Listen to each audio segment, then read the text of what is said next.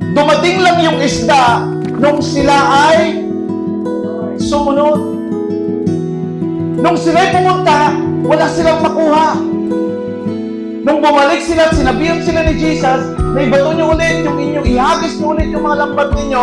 Nung sinabi niya, dahil sinabi mo, susunod ako. Nung sumunod sila, saka nagsidatingan ang mga isda. Hindi ba himala po yun? Hindi po ba himala yun? So sa pagsunod natin sa Diyos, inilalagay pala tayo, ipinoposisyon tayo ng Diyos sa lugar ng himala. So provisions follows obedience, not just effort. Grabe.